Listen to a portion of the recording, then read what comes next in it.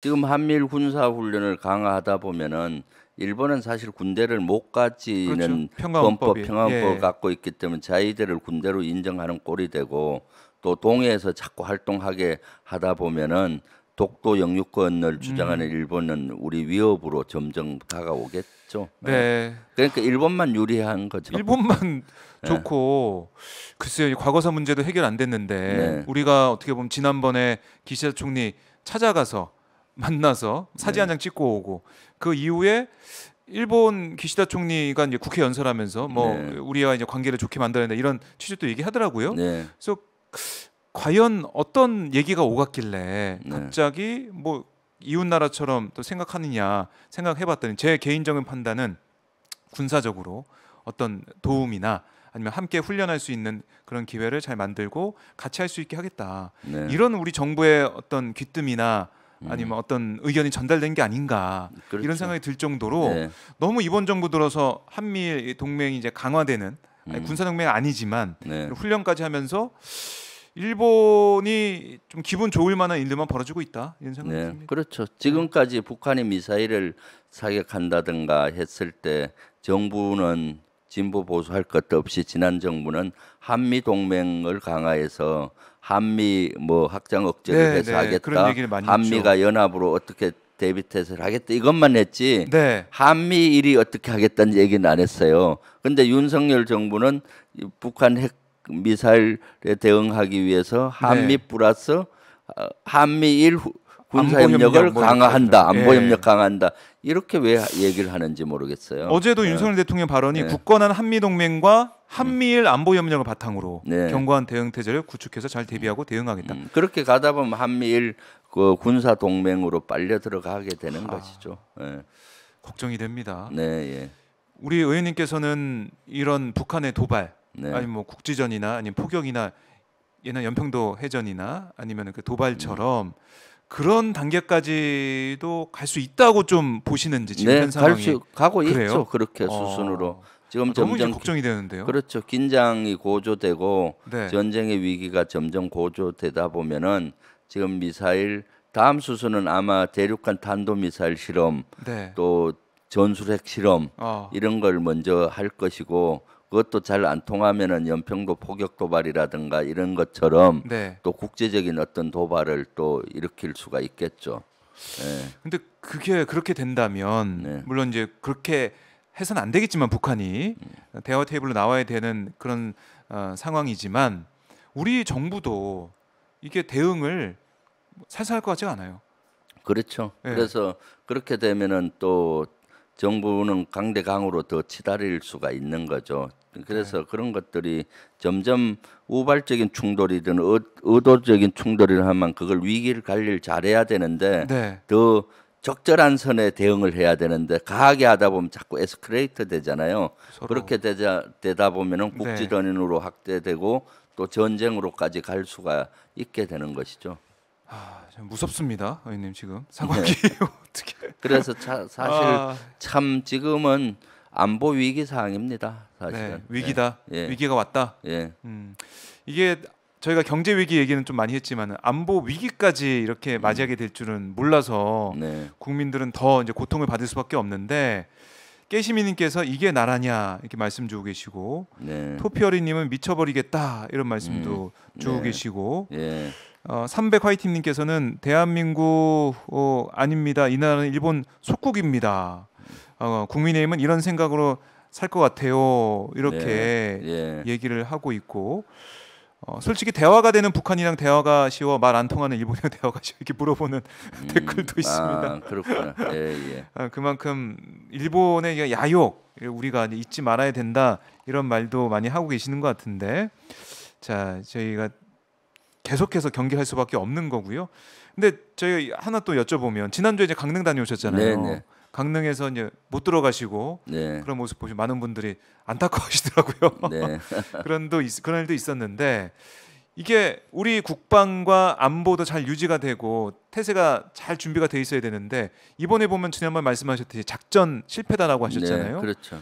그러니까 더 불안한 것 같아요. 네, 이건 또 어떻게 해야 됩니까 우리가? 그러니까 지금 국민들이 더 불안해졌죠. 네, 어, 사실 강릉에서 한미 지대지 미사일 사격을 하다가 현무2가 사고가 나서 네. 후방 1.4km 지점하고 1km 지점에서 떨어졌잖아요. 네. 그것이 아찔한 순간이었죠. 아찔하죠. 다행히 인명 피해는 없어 그런데 시내 쪽으로 아마 그 갔으면. 가까이에 병영 막사라든가 유리고 네. 탄약고가 있는 걸로 제보를 받았고 아하. 또 시내에 만약 군부대 안에서도 그러면 그 안 되죠. 조금만 예. 옆에 떨어졌으면 큰일 날 뻔했고 그것이 또 바로 옆에 그 비행단 옆이 강릉 시내입니다. 네. 강릉 시내 떨어졌다면 어떻겠습니까? 그래서 이런 것들을 명명백백히 밝히기 위해서 네. 국정감사 때도 지적을 했고 아하. 현장에 또 가봐야 되잖아요. 네. 그래서 지난 금요일 날 7일 날 현장에 가려고 갔더니 네. 막아서더라고요. 그러니까요. 가기 전에 긴급 출입 조치도 하고 장관과 국방부 얘기도 장관과 합참차장 합참의장 또는 이런 데 다 얘기를 하고 했는데도 네, 불구하고 그렇게 된 것이죠. 그래서 막아서는 이유가 참 그때 막아섰고 네. 못 들어가게 하더라고요. 그래서 30분 동안 기다렸다가 음. 그때 비가 엄청나게 오는 겁니다. 거기는 강릉 시민도 와 계셨고 예. 많은 언론도 언론인께서도 있었고요. 오시고 한 50명, 5, 60명에서 100명 가까이 와 계셨던 것 같아요. 네. 근데 비가 막 쏘나게 오니까 피할 데가 없잖아요. 그렇죠. 정문 바로 옆에는 민원실로도 쓰고 면회실로 쓰는 건물이 있었는데 음. 거기에서 들어가서 비 좀 피하자고 했더니 완전 쇠사슬로 잠그고 못 들어오게 해서 많은 사람들이 빛 속에서 기다려야만 됐었죠.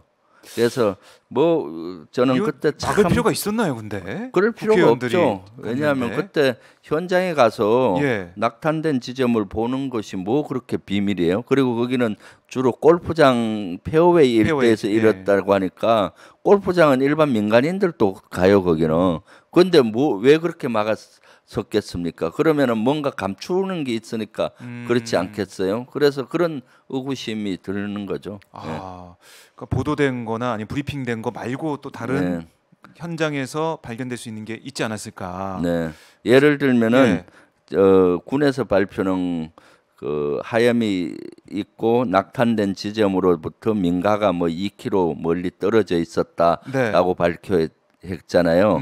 군부대 시설은 얘기 안 했어요. 거기서 아. 군의 병영 막사가 몇 메타 떨어져 있고 유류고가 얼마 떨어져 있고 탄약고가 이런 것들을 네. 아마 그 가보면은 이제 가까이에 그런 시설이 있다는 것이 밝혀질까봐 그런 것인지 아. 그 제보에 의하면 그 가까이에 뭐 여러 시설이 있다라고 해서 제가 구글로 보니까 실제 네. 가까이에 여러 시설들이 있더라고요. 군 시설들. 그래서 오늘 오후에 네. 3시 반에 가기로 했습니다. 아, 또 가세요? 그래서 가서 실제 점검을 해보고 앞으로 이런 것들을 재발 방지를 또 해야 되잖아요. 그럼요. 그래서 그런 것들을 밝히고 아우. 재발 방지를 요구하려고 하고 있습니다. 아, 이게 미사일이 지금 백해서 오는 경우는 네, 글쎄요, 이게 잘 못 보던 상황이라서 네. 위험하잖아요. 그렇죠. 그러면 이 위험한 상황이 없게 해야 되고 또 하나는 네, 설령 이런 일이 벌어지면 안 되겠지만은 이런 상황에서 과연 국민들은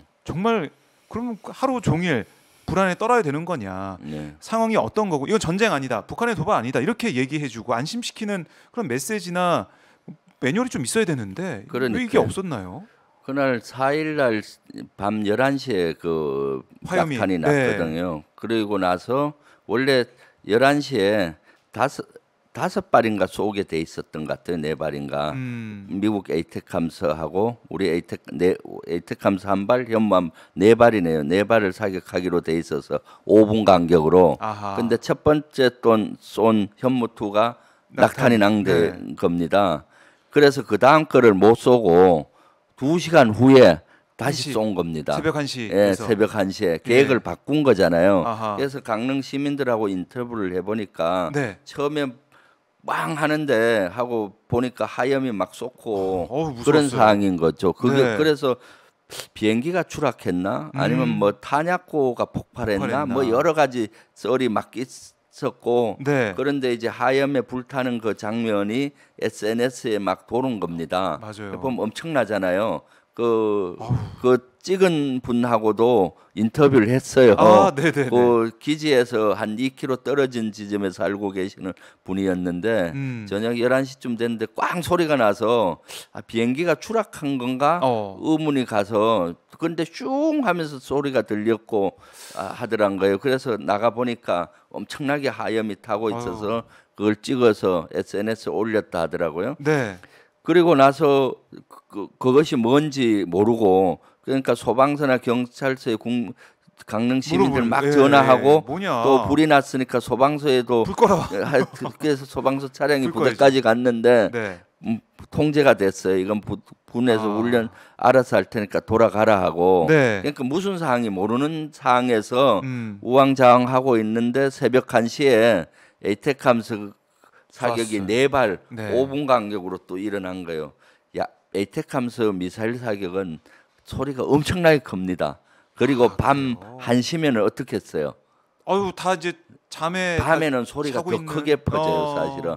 그러니까 자고 있는데 강릉 멀리에서도 다 들리는 거죠. 그것도 한 5분 간격으로 빵, 빵, 진짜 빵 무섭겠네요. 하니까. 전쟁 난 것처럼. 그래서 그때 혹시 북한에서 미사일이 떨어지는 네. 건가? 아니면 우리가 대응하는 건가? 막 옥신각신하고 10시간 반 이후에 이제 국방부에서는 그 다음날 9시 반에 현무 2가 네. 낙탄이 됐다라고 밝힌 거죠. 그래서 강릉 시민들이 10시간 30분 동안 전쟁의 공포 속에 떨고 네. 있었던 겁니다. 그런데도 불구하고 군도 그때 설명을 제대로 못하고 없었고 그럼 대통령실도 제대로 못하고 또 이렇게 되면은 강릉시장이 통합 방위 체계를 네. 가동해야 돼요. 그렇죠. 강릉시장. 지자체장은 통합 방위 체제를 유지하게 돼 있거든요. 네. 그럼 경찰서, 소방서, 군을 통제해서 무슨 상황인지 파악하고 뭐 재난 문자도 보내고 그렇죠. 뭐 이렇게 네, 해야 되는데 네. 강릉 국민의힘